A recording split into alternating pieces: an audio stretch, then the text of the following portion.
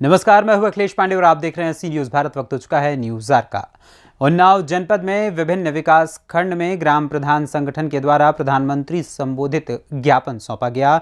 इसी कड़ी में विकास खंड हसनगंज में आधा सैकड़ा से अधिक ग्राम प्रधानों ने NMMS ऐप, मजदूरों की मजदूरी, सहायक सचिव, डाटा ऑपरेटर सहित अन्य समस्याओं को लेकर प्रधानमंत्री को संबोधित एक ज्ञापन खंड विकास अधिकारी गुलाब चंद्र को सौंपा, जिसमें बताया कि अधिकांश ग्राम पंचायतों में नेटवर्क की समस्या के कारण ऐप के माध्यम से मजदूरों की उपस्थिति अंकित नहीं हो पा रही है और मास्टर रोल शून्य हो रहा है, जिससे मनरेगा विभाग द्वारा जारी उक्त आदेश को वापस लिया जाए। प्रतिदिन की मजदूरी 213 रुपये है, जिसे बढ़ाकर 400 रुपये किया जाए।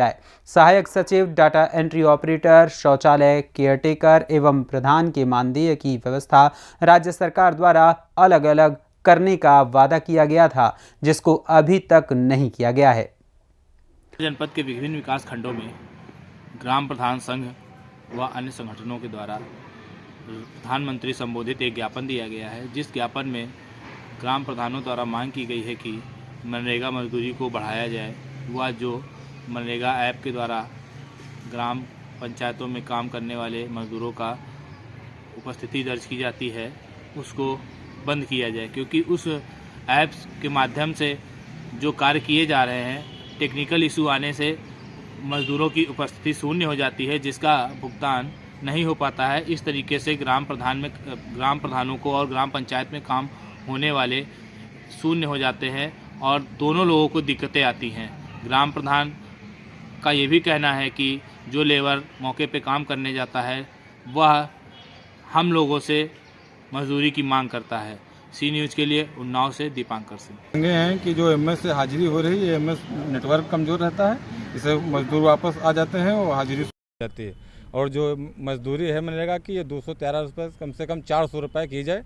बहुत कम मजदूरी है और हाँ, लेबर नहीं मिलते। और जो ये छोटी ग्राम पंचायतें हैं उनमें बहुत कम पैसा आ रहा हो और हमारा मानदेय में काफ़ी 2-2.5 लाख रुपए मानदेय में चला है, इसलिए कोई विकास कार्य नहीं करा पा रही हैं छोटी ग्राम पंचायतें।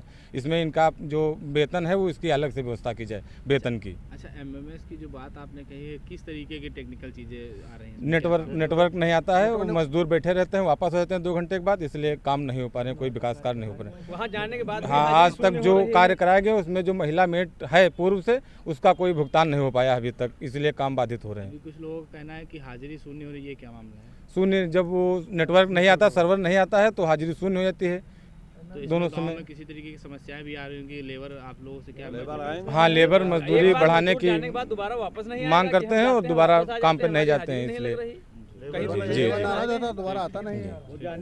वहाँ जाने के बाद नेटवर्क ना होने की वजह सर्वर डाउन है, हाजिरी नहीं लग पाती है, लोग वहाँ बैठे रहते हैं, थोड़ा बहुत काम भी किया, उसके बाद वापस आते हैं। उस दिन की मजदूरी फिर अपने जेब से दो। जो गया है अपना दिन तोड़ रहा है, काम नहीं मिल रहा उसको, तो या तो उससे काम कराओ बिना हाजिरी के, तो अपनी जेब से पैसा दो, क्योंकि यहाँ से तो मिलने वाला नहीं है। हाजिरी शून्य हो गई ऑनलाइन के चक्कर में, तो हाजिरी लग नहीं रही है तो पैसा मिलेगा नहीं, भुगतान फिर अपनी जेब से करो।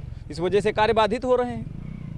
और महिला मेट जो है काम कर रहे हैं उनका तो कुछ भुगतान ही नहीं हो पा रहा है। और मजदूरी इतनी कम है कि पहली बात तो मजदूर मिलते नहीं हैं। 213 रुपये में लोग यहाँ चले जाते हैं आसपास शहरों में कमाने के लिए, 400-500 की दिहाड़ी कर रहे हैं, तो 200 रुपये में कोई आता नहीं है। और जो आता भी है उसको अगर भुगतान नहीं होता है, उसकी हाजिरी नहीं लगती है, तो वापस चला जाता है। दूसरे दिन आने नहीं तैयार होता है, दूसरे दिन आता नहीं है फिर वो। ये समस्याएँ चल रही हैं सारी।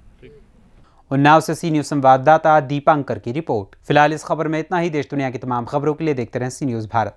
हर खबर आपके साथ, आपके हाथ।